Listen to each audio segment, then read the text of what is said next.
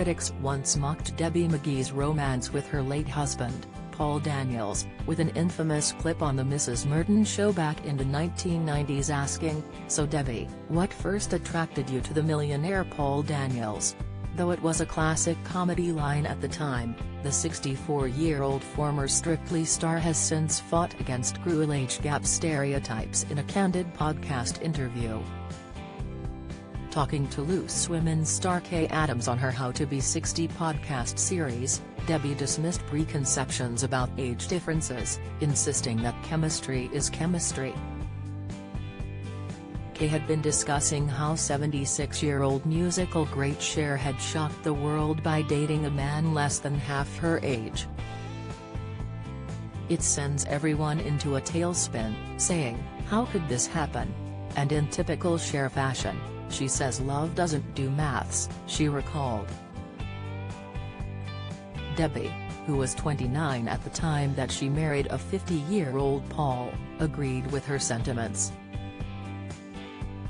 "Chemistry is chemistry, and then it's working at a relationship, and relationships are about giving the other person what they need," she suggested. She then shared her secrets on how to make intergenerational romances run smoothly. "Me and Paul had ups and downs, everybody does, but we had this theory, that, it's not give and take, it's give and give," Debbie added. "When you get cross with a partner, it's usually because you've expected something often that they don't give you. You have to tell them and make sure they do it," she chuckled.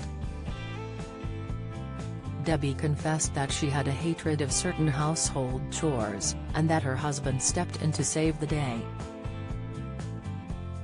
"He put the rubbish out and made the beds, because I hate making beds. I know that sounds quite right, but in a relationship it's about the small things being so much more than big things," the radio star exclaimed. Kay cautioned that it was important to be wary about getting into a transactional mindset and refusing to do things for a partner if they hadn't done something. "Then you can incrementally move apart from each other," she mused. Meanwhile, Debbie claimed the generation that she came from focused more on looking after each other than today's youth. "There's a pattern of becoming successful without working at it, and just wanting money and a big house and car," she lamented. She added that she had got through bad days, including the come down after her previous stint on Strictly Come Dancing was over, by doing things to help other people. Debbie recalled that her husband had been equally conscientious about putting the work in for an important relationship.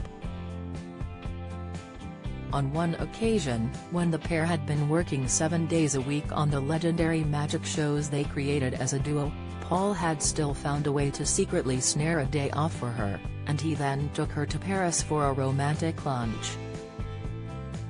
"Other men hated him because he did all sorts of things which were just so wonderful," she joked. Recalling another romantic gesture, she added, "He said I wish I'd never married you and then we could do it again."